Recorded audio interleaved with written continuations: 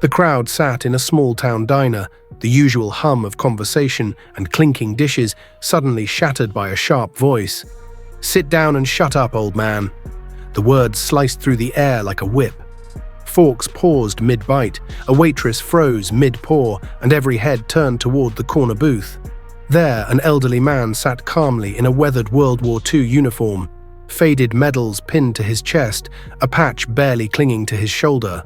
He didn't flinch. His spine stayed straight, eyes locked forward. "I asked for a booth, not a cage," he said, voice even, as if still commanding troops instead of sitting under neon lights and chrome stools. One officer scowled, yanking the man's collar. "You're loitering, and impersonating military personnel is a felony."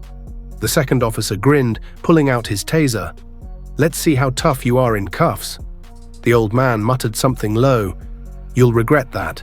Not a threat, but a prophecy. Then came the crackle of electricity. The taser fired. In one cruel flash, the man convulsed and collapsed to the floor. A young woman at the counter dropped her milkshake. The cook burst from the kitchen shouting, "Hey, what the hell do you think you're doing?" The first officer shoved back a civilian and barked, "Everyone stay back. This man is under arrest." Before anyone could react further, engines roared outside, not just one, but multiple, deep and coordinated. 6 matte black SUVs pulled into the parking lot, escorted by 2 motorcycle troopers and a tactical unit. Inside, the windows vibrated with the force of their arrival. Heads turned, confused.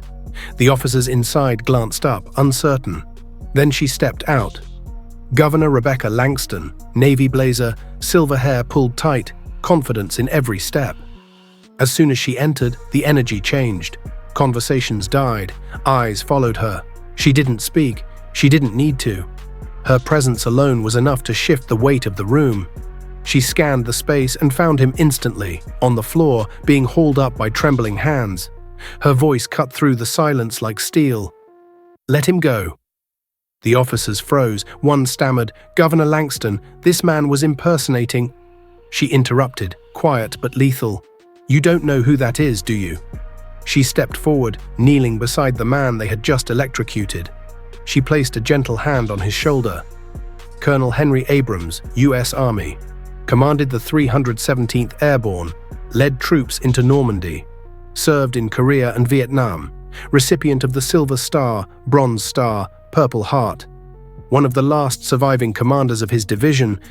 And you tased him in a diner. Her words landed like a bomb. A waitress covered her mouth. A young man in the back started filming. One officer took a hesitant step back, eyes wide.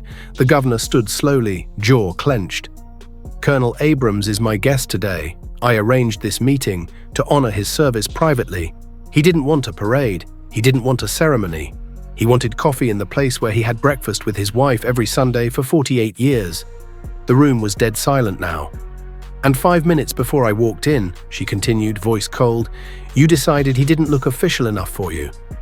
One officer tried to speak. She raised a hand. "Don't even try. You've done enough damage." Her security detail moved in. Without resistance, the officers backed off. Agents helped Colonel Abrams back to his seat. He brushed them off with quiet dignity, sitting tall despite the tremor in his hands. The governor turned to the staff. "Bring him his usual. Waffles, black coffee, side of bacon." Then, with the authority of someone who understood true respect, she slid into the booth across from him. Phones were already recording. Everyone watched. She looked at the colonel and said gently, "I hope I'm not late." He gave her the faintest smile. "Right on time." One officer mumbled, "We didn't know." The governor turned sharply. "And that's the problem, isn't it? You didn't ask. You judged a man by his age, by his clothes, by his silence." Her eyes narrowed. "You should have judged him by his presence." Across the diner, people nodded. One man stood and saluted. A woman wiped away tears. More customers approached, shook the colonel's hand, thanked him. Meanwhile, the 2 officers were quietly escorted outside by state police.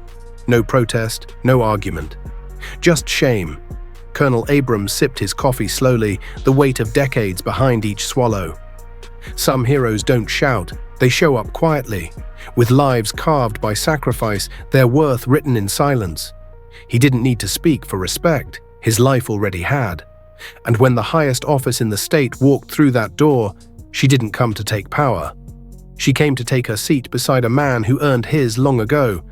If this story touched you, subscribe to the channel, hit that like button, and drop a karma in the comments below. Let us know where you're watching from.